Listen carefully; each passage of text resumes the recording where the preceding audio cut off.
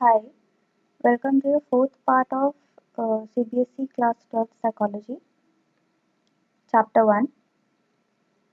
आज हम बहुत ही इंटरेस्टिंग टॉपिक पे बात करेंगे कि ह्यूमन इंटेलिजेंस जो होती है वो सबसे ज़्यादा हेरिडिटरी से इन्फ्लुएंस होती है या इन्वायरमेंटल फैक्टर्स से। कल हमने पास्ट मॉडल तक पढ़ा था, आज हम इंडिविजुअल डिफरेंसेस इन इंटेलिजेंस पढ़ेंगे। तो शुरू करते हैं। ओके, ये नहीं पढ़ेंगे क्योंकि इसके अंदर वही है कि इंट्रोडक्शन दी हुई है जो मैंने अभी आपको बताई। तो हम मेनली यहाँ से स्टार्ट करेंगे यहाँ से।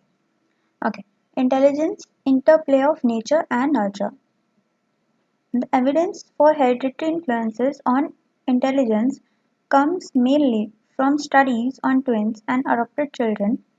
The intelligence of identical twins reared together correlate almost 0.90. Twins separated early in childhood also show considerable similarity in their intellectual personality and behavioral characteristics. Okay, they are saying कि hereditary जो influences होते हैं intelligence में वो हम कौन सी studies से gain करते हैं। जब स्टडीज ट्विन्स पे की जाएं या एडॉप्टेड चिल्ड्रन पे की जाएं तो उन स्टडीज के हिसाब से जो इंटेलिजेंस है आइडेंटिकल ट्विन्स के बीच में जो इंटेलिजेंस होती है, एक जैसे दिखने वाले जो ट्विन्स होते हैं और वो एक साथ ही पले बड़े हैं, तो उनकी जो इंटेलिजेंस होती है वो कितनी कोरिलेट करती है 0.90%। ओके, और वो ट्विन्स जो जल्दी चाइल्डहुड में सेपरेट कर दिए जाते हैं उनके अंदर भी बहुत सी सिमिलैरिटीज रहती हैं, बहुत मतलब लाइक इंटेलेक्चुअल वे में, पर्सनालिटी वे में या बिहेवियरल कैरेक्टरिस्टिक्स में उनकी सिमिलैरिटी रहती है। तो उनकी कितनी कोरिलेट करती है 0.72%। Those of fraternal twins reared together correlate almost 0.60 and those of brothers and sisters reared together correlate about 0.50। I guess ये तुम्हें समझ आ गया होगा, तो उसका इसको मैं इसमें नहीं एक्सप्लेन करती। ओके, आगे बढ़ते हैं। While siblings reared apart correlate about 0.25। Okay, they are saying कि जो siblings बिल्कुल ही अपार्ट, लाइक बिल्कुल ही एक दूसरे से दूर बड़े किए जाते हैं तो उनकी कितनी मिलती है, दैट इज 0.25%। ओके, उसके बाद आता है another line of evidence comes from the studies of adopted children which shows that children's intelligence is more similar to their biological rather than adoptive parents। They are saying कि एक और study निकल के बाहर आती है कि जो चिल्ड्रन होते हैं उनकी इंटेलिजेंस अपने बायोलॉजिकल पेरेंट्स से काफ़ी मिलती होती है rather than their adoptive parents। With respect to the role of environment, studies have reported that as children grow in age, their intelligence level tends to move closer to that of their adoptive parents। Okay, they are saying कि जब environment, obvious बात है human body जो होती है वो हमेशा dynamic environment में फंक्शन करती है। तो ये स्टडीज़ ये भी रिपोर्ट करती हैं कि जैसे जैसे बच्चा बड़ा होता है एज में तो उसका इंटेलिजेंस लेवल जो होता है वो अपने अडॉप्टिव पेरेंट्स के साथ में ज़्यादा कोरिलेट करना शुरू कर देता है। ओके, आगे बढ़ते हैं।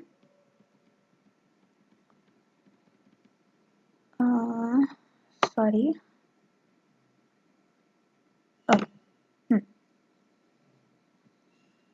children from disadvantaged homes adopted into families with higher socio-economic status exhibit a large increase in their intelligence scores।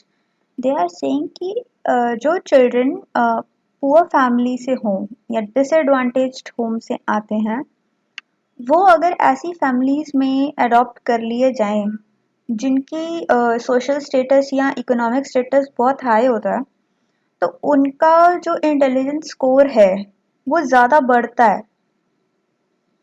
ये मतलब एक तरह से बताने की कोशिश कर रहे हैं कि इन्वायरमेंट भी हमारे ऊपर बहुत ज़्यादा अपना इन्फ्लुएंस छोड़ता है, उस तरह से हमको शेप करता है। Okay, that environmental deprivation lowers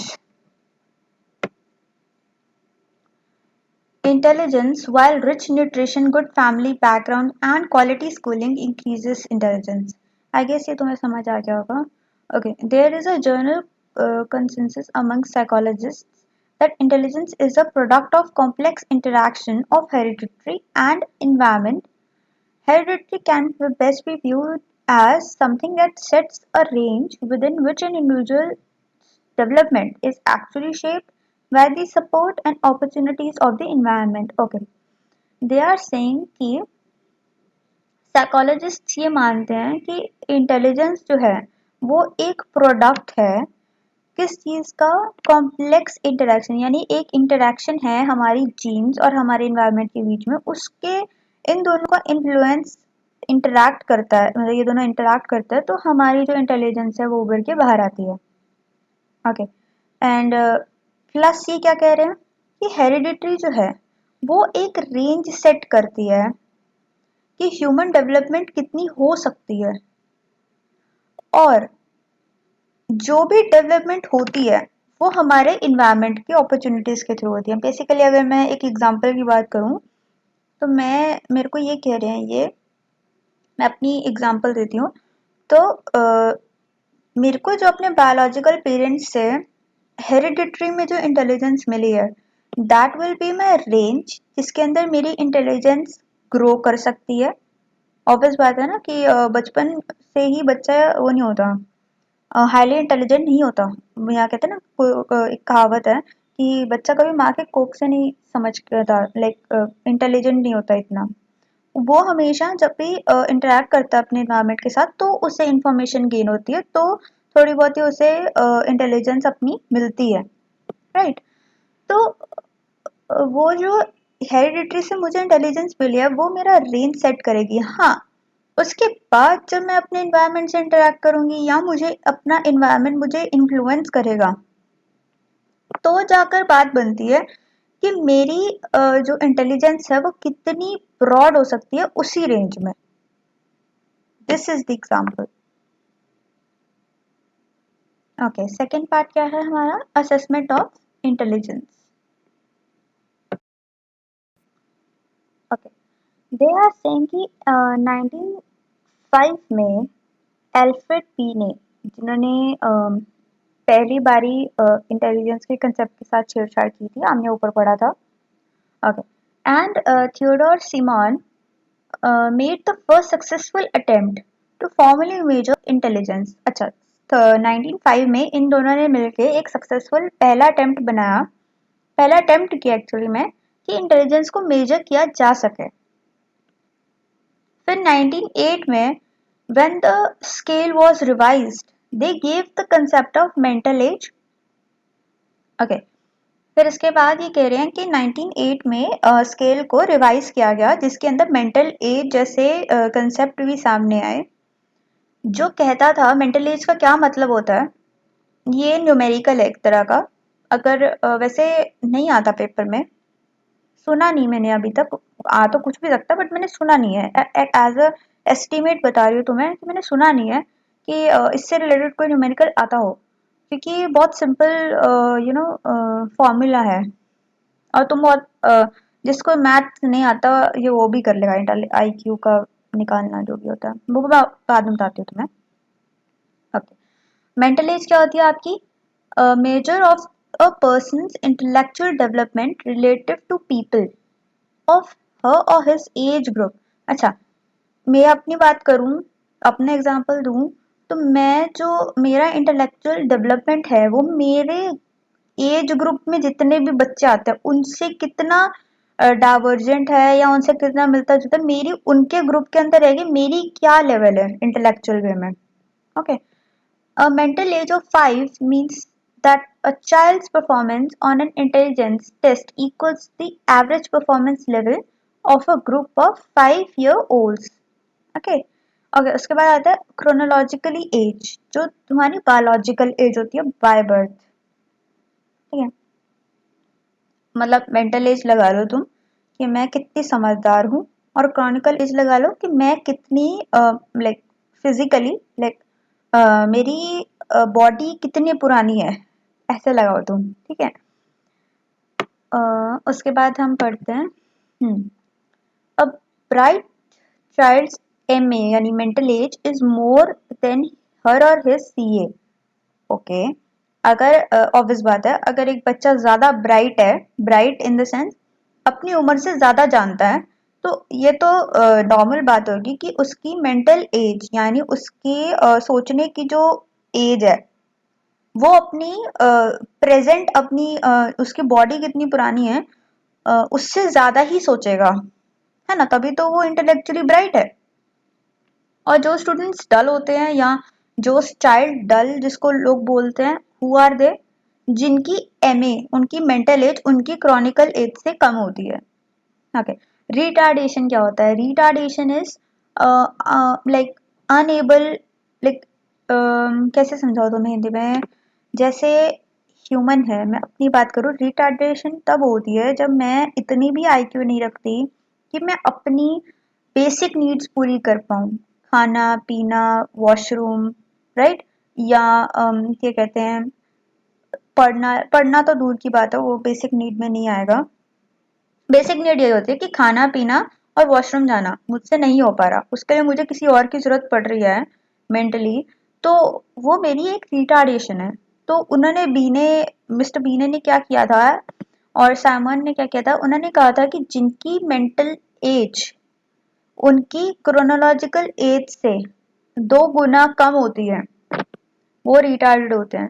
okay, आगे पढ़ते हैं। इन 1912 William stern, a German psychologist, devised the concept of IQ। Okay, William stern ने 1912 में IQ का कंसेप्ट दिया। याद रखना हमेशा कि MA और CA ये उन दोनों के काम थे, एल्फ्रेड बी ने और तुम्हारे मिस्टर साइमन, और ये पूरा IQ का जो ये फॉर्मूला देख रहे हो ये विलियम स्टर्न की करतूत थी। ठीक है, okay. IQ refers to mental age divided by chronicle age and multiplied by 100। Okay, इसके ऊपर तुमको लाइक तुमको ऐसे भी आ सकता है ना, तुम अगर सोच रहे हो कि न्यूमेरिकल आ जाए तो क्या करोगे, तो ये फॉर्मूला बहुत ही ज्यादा वो है, सिंपल है, राइट। ये डिवीजन और मल्टीप्लिकेशन तो हम बचपन से करते आ रहे हैं। तो आइदर तो तुम्हें न्यूमेरिकल के अंदर बाय चांस आ जाता है, वैसे तो नहीं आएगा, बट बाय चांस कहते हैं ना, हर चीज का एक वो होता है, रिस्क नहीं लेते, बैकअप रखना चाहिए, राइट। तो अ, या तो तुम्हें MA और CA दोनों दे रखा होगा, तुम IQ निकाल दो, या IQ दे रखा होगा, MA या CA में से कोई एक निकाल दो, राइट। तो ऐसे अपना वेरिएशंस बना लेना, और मैं तुम्हें अगर तुम्हें जरूरत पड़ेगी तो मैं तुम्हें बाद में सॉल्व करके दिखा दूंगी, उसके लिए मुझे कमेंट बॉक्स में बोल देना। आगे बढ़ते हैं। The number 100 is used as a multiplier to avoid the decimal point. Okay, ये डेसिमल पॉइंट के अवॉइड करने के लिए इन्होंने 100 इंटू लिया था।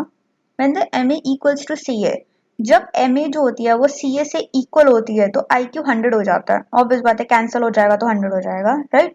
If MA is more then the CA, IQ is more then the 100। अगर MA मेंटल एज जो है वो CA से क्रॉनिकल एज से ज्यादा है तो IQ जो क्या है 100 से ऊपर आएगा, ठीक है। IQ becomes less than 100। IQ कब कम हो जाता है, जब MA जो है वो CA से कम हो। अब इसके अंदर एक एग्जांपल दे रखा है, a 10-year-old child with a mental age of 12 would have an IQ of 120, right. इन्होंने यहाँ पे सॉल्व करके दिया हुआ है। ओके, आगे बढ़ते हैं।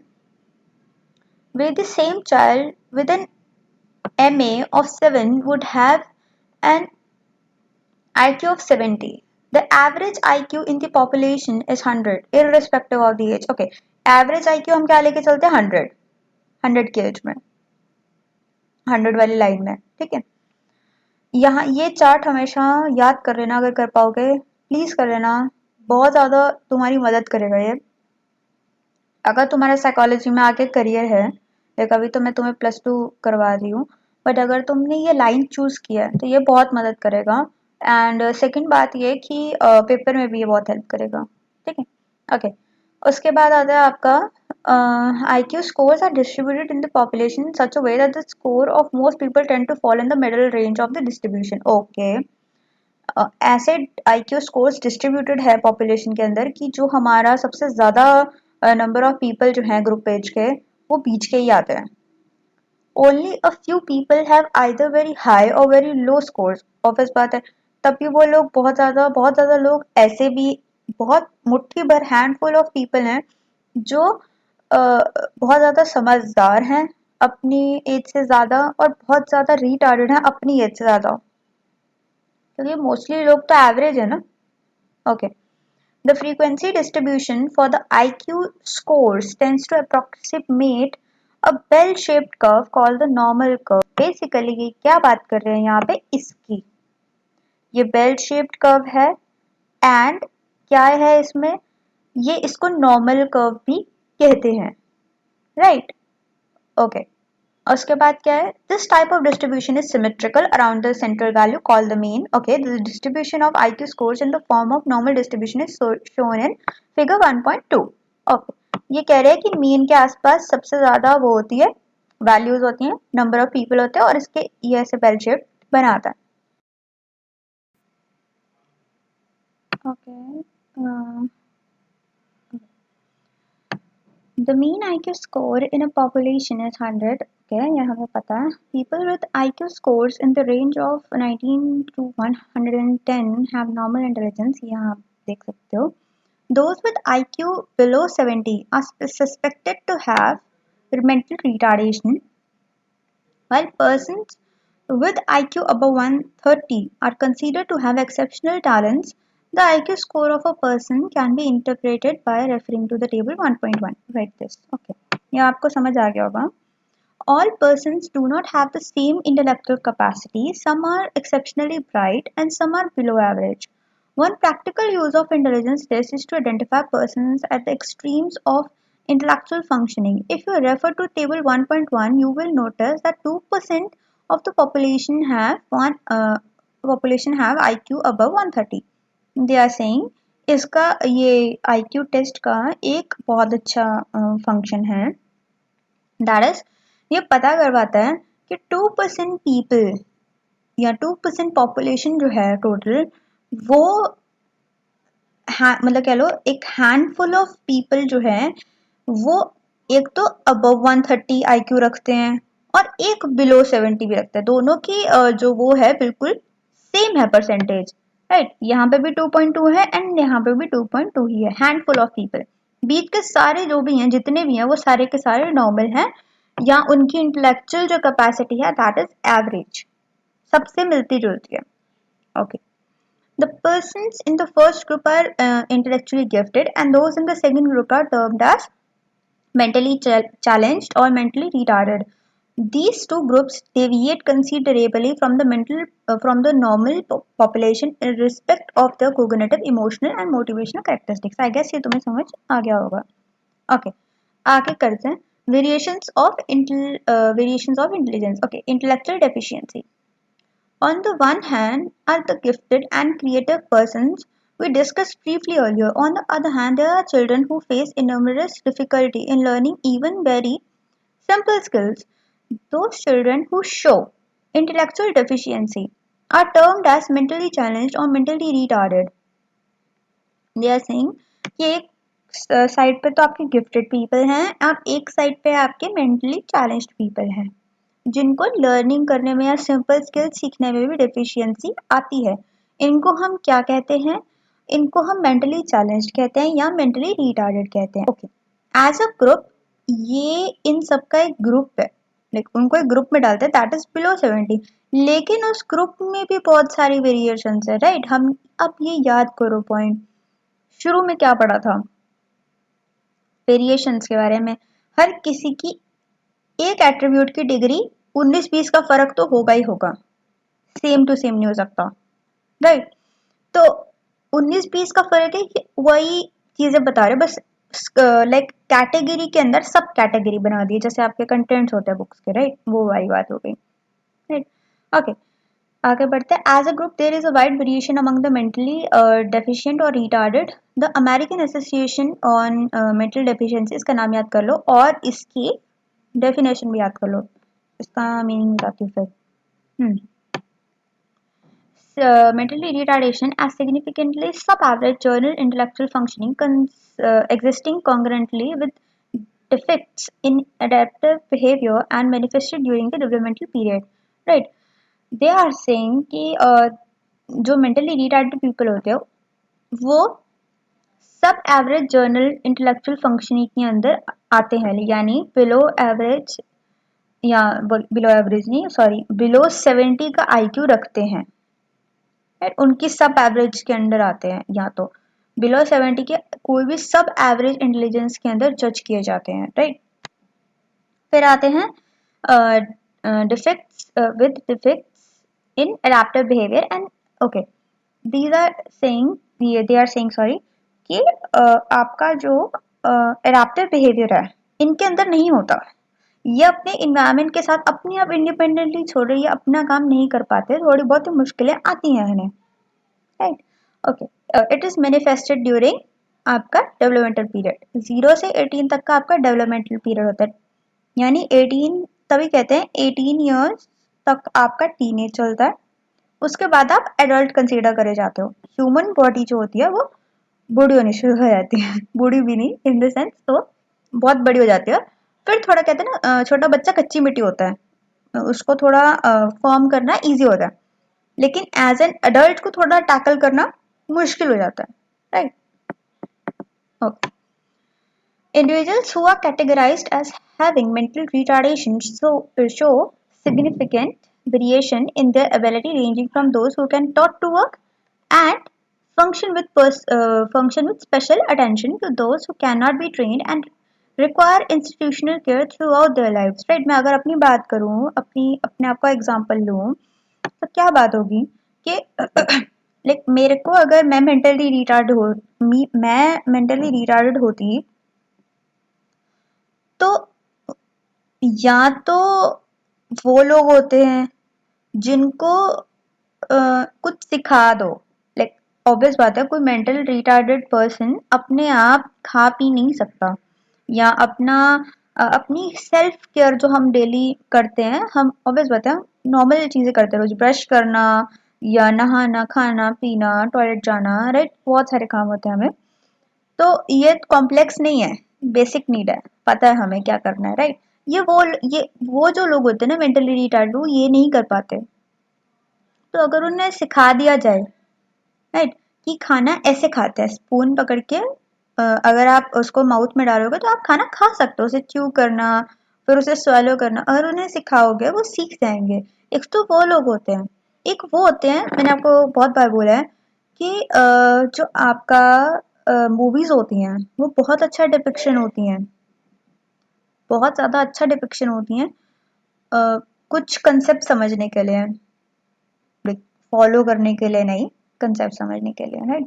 उनके अंदर क्या दिखाते हैं, मेंटल असाइलम्स, उनके अंदर जो लोग दिखाते हैं they need institutional care through out their life and special attention. उनको सिखाओगे वो नहीं सीख पाते, पता नहीं होता क्या होगा. राइट. उनको फिर स्पून फीड करना ही पड़ता है क्योंकि वो नहीं सीख सकते. Right. Okay. You have learned earlier that the mean IQ score in the population is 100. Okay, ये थर्ड बार उन्होंने किया है रिपीट, बट याद रहेगा कि एवरेज IQ मीन IQ होता है पॉपुलेशन का. These figures are used to understand the categories of mentally retarded. अब ये जो कैटेगरीज दिखा रहे हैं ना, ये मेंटली रिटार्डेशन की सब कैटेगरीज में आता है. राइट. ओके. तो नजर डालते हैं. The different levels of retardation are mild retardation, moderate retardation, severe retardation, profound retardation. इनकी आप रेंज देख लो, इफ यू वांट याद कर सकते हो तो कर लेना, बाकी कोई ज़्यादा तुम्हें ज़रूरत नहीं पड़ेगी इसकी, क्योंकि अगर क्वेश्चन पूछेंगे ना वो तो मेंटल डिफिशियंसी क्यों पूछेंगे, तो ये AAMD ज़्यादा इंपॉर्टेंट है. राइट. ये डेफिनेशन इंपॉर्टेंट है, ये इंपॉर्टेंट है, इनके नाम याद करो. माइल्ड होता है, मॉडरेट होता है, सीवियर होता है, प्रोफाउंड होता है. रेंजेस नहीं याद हो रही कोई दिक्कत वाली बात नहीं होगी, मतलब एज अ मेरे पॉइंट ऑफ व्यू से. बाकी तुम ज्यादा समझदार हो क्योंकि हम तो बहुत पहले पास आउट होते हैं, तुम्हें आज की न्यू ट्रेंड पता है, अगर तुम्हें लगता है इंपॉर्टेंट है करो, फिर इग्नोर मत करना. Okay. Although the development of people with mild retardation is typically slower than that of their peers, they can function quite independently, hold jobs and families.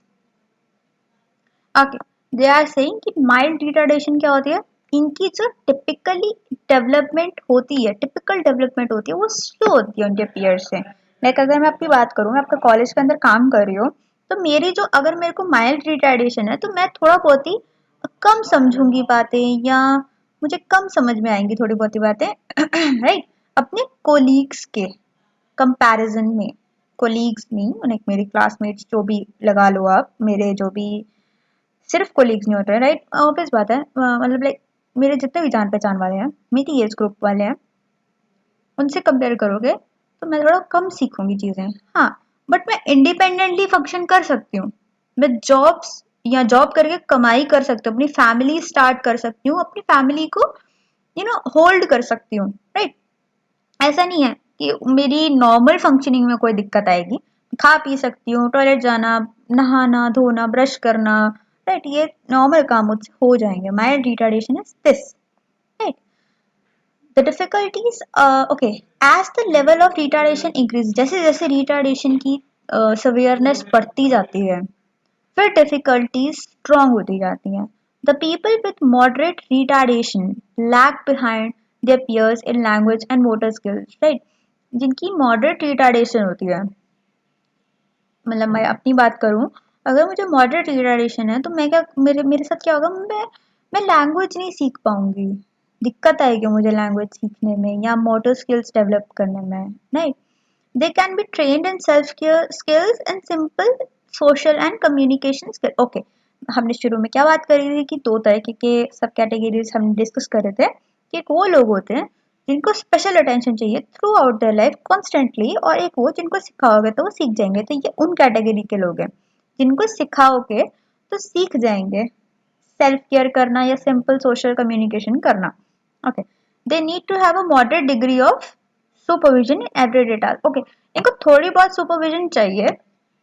but still they can work okay individuals with profound and severe retardation are incapable of managing life and need constant care for their entire lives right जो severe और profound वाले लोग हैं उनसे नहीं हो पाएगा वो incapable होते हैं इसलिए उनको हमेशा कांस्टेंट केयर या असाइलम जैसी चीजों में रखा जाता है इंस्टीट्यूशनल केयर में रखा जाता है ताकि वो जिंदा रहें right you will read more about the characteristics okay यहाँ आगे पढ़ेंगे अभी मन नहीं करते सारे बार ओके फिर आता है आपके intellectual giftedness right intellectually gifted individuals show higher performance because of their outstanding potentialities ये तुम्हें समझ आ गया होगा the study of gifted individuals began in 1925 कब स्टार्ट हुई थी 1925 में विद ल्यूइस थर्मैन जो भी कहते हैं सॉरी नाम याद कर लेना जो भी तुम प्रोनाउंस करते हो मुझसे नहीं हो पा रहा followed the lives of about 1500 children with IQs of 130 and above to examine how intelligence was related to occupational success and life adjustments. मतलब उन्होंने 500 बच्चों के 1500 बच्चों के साथ काम किया जिन बच्चों का IQ लेवल 130 था या 130 से ऊपर था राइट वो फिर उन्होंने रिलेट करके देखा कि ऑक्यूपेशनल सक्सेस जो है या लाइफ एडजस्टमेंट जो है वो कैसे करता है वो लोग although the terms talent and giftedness are often use interchangeably हम कभी कभी टैलेंट और गिफ्टेडनेस को इंटरचेंजेबली ना यूज करते हैं दे मीन डिफरेंट थिंग्स ये लेकिन डिफरेंट है कैसे giftedness is exceptionally journal ability shown in superior performance in a wide variety of areas जो superiority होती है इंसान की giftedness में क्या कहते हैं गिफ्टेडनेस को जब जो इंसान की जर्नल एबिलिटी होती है सुपीरियर परफॉर्मेंस की वो बहुत सारी एरियाज के अंदर दिखती है राइट बट टैलेंट क्या होता है it is a narrow term वो एक ही एबिलिटी होती है किसी एक नैरो डोमेन में स्पेसिफिक फील्ड जैसे स्पिरिचुअल सोशल राइट और आगे बढ़ते हैं the highly talented are sometimes called prodigies okay जो highly talented होते हैं उनको prodigies कहते हैं it has been suggested by psychologists that giftedness from the teachers point of view depends on a combination of high ability, high creativity and high commitment. Okay. अगर teachers के point of view से देखें तो वो लोग कहते हैं कि इनकी कॉम्बिनेशन क्या होती है, हाई एबिलिटी होनी चाहिए बच्चे में, हाई क्रिएटिविटी होनी चाहिए, हाई कमिटमेंट होना चाहिए बच्चे में, तो वो गिफ्टेड कंसीडर कर लेते हैं, right. Gifted children show early signs, right, of intellectual superiority. Okay, जो गिफ्टेड कहते हैं ना, एक मेरे टीचर ने ना, जब मैं +2 में थी और मैंने साइकोलॉजी पढ़ी थी, शी सेड अ वेरी सही बात बोली थी उन्होंने हमें समझाने के लिए. शी सेड कि जो गिफ्टेड पीपल होते हैं वो पैदा होते ही गिफ्टेड होते हैं. ऑब्वियस बात है, जैसे यूसेन बोल्ट है, राइट. हुसैन नहीं होता, हुसैन होता है, सॉरी, जो भी होता है वो, आई एम सॉरी, नहीं होती मुझसे, प्रोनाउंस नहीं होता मुझसे. ओके, तो ओके, क्या होता है कि जैसे भी लाइक कोई भी बड़ी हस्ती की बात करें, इलॉन मस्क की बात करते हैं, मार्क जुकरबर्ग की बात करते हैं, राइट. तो वो उसके साथ पैदा हुए थे, उन्हें बनाया नहीं जा सकता. यू कैन कॉपी समवन अपने इन्वायरमेंट उसमें, लेकिन ना बनाया नहीं जा सकता. वो इंसान बना बनाया ही आता है. कुछ चीजें भगवान के घर से ही आती हैं, ठीक है. Even during infancy and early childhood, they show larger attention span, good recognition memory, okay, preference for novelty, okay, sensitivity to environmental changes, and early appearance of language skills. To equate giftedness with brilliant academic performance is not correct. Okay, they are saying कि बच्चे जो हैं, ऐसे gifted बच्चे जो होते हैं, वो बहुत इनफैंसी में, यानी अपने मम्मी की गोद में शुरू कर देता है दिखाना. कहता है पूत के पैर पाले में दिख जाते हैं, वो वाली बात करी है इन्होंने. Okay, okay. लेकिन जो आपकी गिफ्टेडनेस होती है वो एकेडमिक परफॉर्मेंस के साथ इक्वेट करना सही नहीं है ना. क्योंकि एथलेटिक्स भी बहुत सारे होते हैं, एथलीट्स बहुत सारे होते हैं, एंड और उनकी जो सेट ऑफ वो है ना, एबिलिटीज हैं, वो डिफरेंट है परफॉर्मेंस इन स्कूल से. तो क्या वो लोग गिफ्टेड नहीं है? They are gifted. उनको वो स्ट्रेंथ मिली हुई है, सारे कैरेक्टरिस्टिक्स हैं उनके पास, राइट. वो ज़्यादा इफेक्ट करता है. Okay, some important characteristics of gifted children are, यहाँ पे तुम अगर ये याद करना चाहो तो कर लो. Advance logical thinking, questioning, high speed of processing information, superior generalization. ये याद करना चाहो तो कर लेना, कोई दिक्कत वाली बात नहीं है. Okay, performance on intelligence test is not the only measure to for identifying the gifted. Okay, intelligence test के ऊपर मेजर करना किसी को, सिर्फ वही एक साइन नहीं होता गिफ्टेडनेस का. और भी सारे सोर्सेज ऑफ इंफॉर्मेशन होते हैं, जैसे टीचर्स की judgement, school achievement record, parents का इंटरव्यू, लाइक हर किसी का एक यू नो लाइक ओपिनियन भी नहीं, सॉरी, कैसे बताऊँ तुम्हें, लाइक जो बाकी सबका उसके साथ समर्थन भी होना चाहिए, right.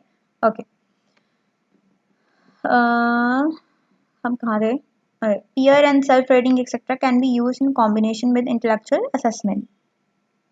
To reach the full potential, gifted children require special attention and different educational programs beyond those provided to normal children in regular classes. जैसे retarded people को institutional care की ज़रूरत होती है, इनको भी ऐसे educational programs की ज़रूरत होती है जो normal people को नहीं मिलते. Obvious बात है, except मतलब like exceptional cases need exceptional education, right? वो बात हो जाती है. These may include life enrichment programs that can sharpen children's skills in productive thinking, planning, decision making and communication.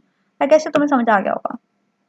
बाकी का कल करेंगे, ठीक है, कल तक देखते हैं. Thank you.